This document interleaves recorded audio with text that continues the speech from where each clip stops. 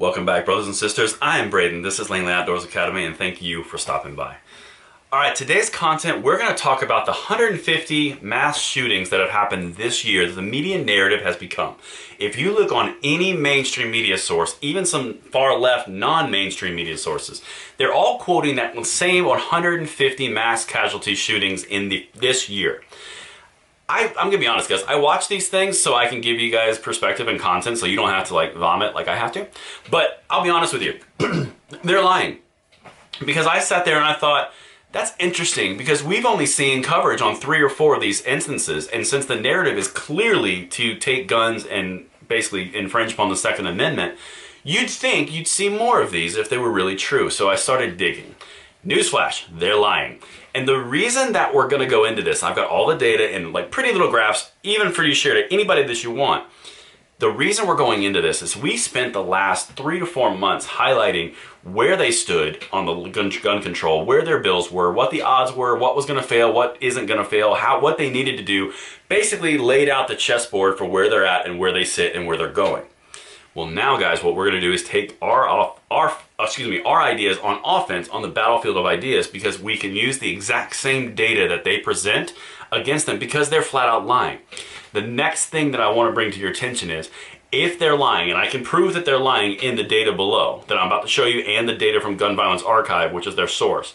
The question is why? It's always why. If you're lying to me about the mass casualty shooting events, why would you be doing that? The reason why is because they're trying to build a narrative that says it's so much worse than it actually is. We're not going to tell you the details, we're just going to tell you the end result. Well, guess what, guys? We're about to spend a second talking about the details, and it's going to highlight some incredible pieces, and this knowledge is so important for you guys to share on your Facebooks, your social media. Get it out there because this is how you get in front of these lies, and we're utilizing the exact same source. There's no way to conflict with this because it's the source they reference. All right, so enough of that. Let's dive into the data because you talk about a depressing way to spend a Sunday. Look at 150 casualty reports from mass shooting events. All right, so before I go too deep into it, just so you know, the mass casualty is defined by this site and the media as anything more than 4, equal to or more than 4. If there's 1 person killed and 3 people injured, that's a mass casualty event. 4 killed, 0 injured, mass casualty. 4 injured, 0 killed, you get the idea, okay?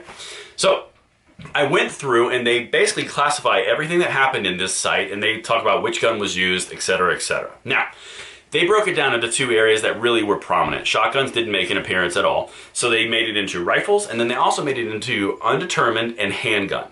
I put undetermined and handgun together, and the reason that I did was because even when they classified it as undetermined firearm, they were referencing things like 9mm, 45 caliber. They used handguns in the articles that are reporting, so I'm assuming that this is all accurate for handguns, okay?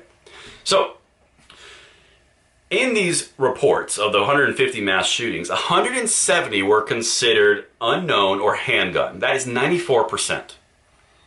10 of them were using rifles, and that's 6%. Okay, well, the way that we've had the narrative spilled out to us is that's inverted. Okay, so these mass casualty events have happened across the country, and it's unsustainable, and we're the only country in the world that does this. Not so fast. 94% were handgun. 6% were rifle, and it's even worse than that. Please continue with me. Now, the next thing that we're looking at is gang violence versus non-gang violence. Okay, so this is likely gang violence, or it's suggested and said in the report gang violence. Gang violence was 61 of these 150, which is 41%. 89 units or 59% was not gang violence. Well, if gang violence is 41%, we're starting to see a hole in their methodology, aren't we? It gets better, let's continue. Injured versus killed. Now, this is really important, guys, because 181 people were killed, or 23% of all casualties that occurred in these mass shooting events. 23% or 118 died, or 181 died. And that's too many. That's terrible.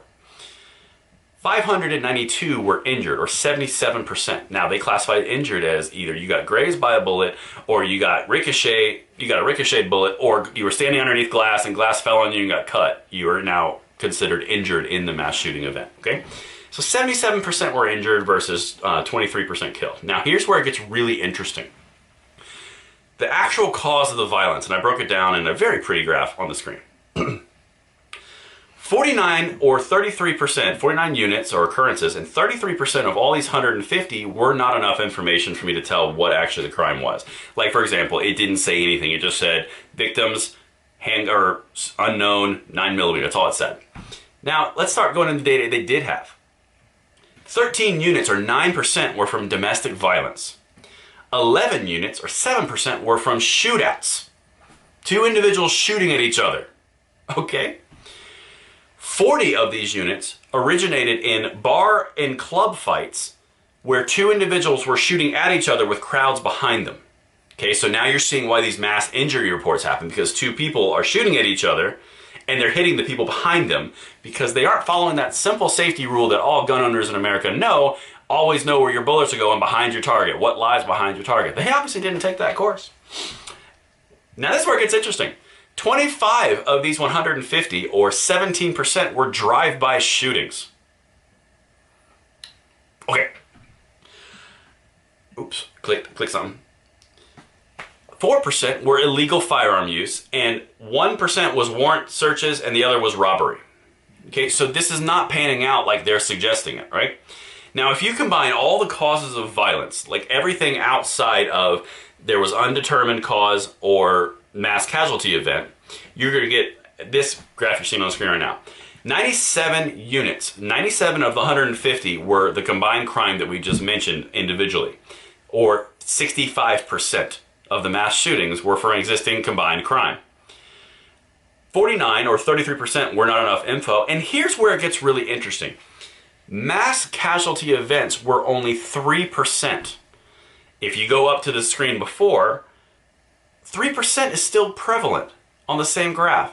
So how could these mass casualty events that you've seen on the news, which is 4 units, basically comprise 3% of all mass casualty events, but they're not talking about the 97 or 65% of known gun crime was drive-by shootings, was shootouts in public, was started initiating bars and clubs with people behind them with collateral damage. Why do you think none of that was mentioned?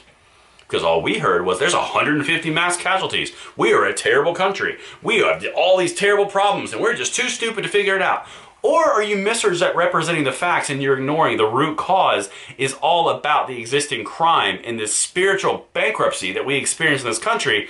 No, we can't talk about that. We have to simply take away the rights from everybody in order to prevent a slim majority from creating crime when they have the guns illegally anyway. It doesn't make sense, but guys, this is why it's so important for us to dive into this. It's because these concepts and these ideas are crucial for us to go forward in this battlefield of ideas. Let me know what you guys think below. Was this helpful? Is this something that could be useful? Because we're going to keep going on the battlefield in that direction of why are they doing this and what are they doing? But until then, I'm Braden. See you later.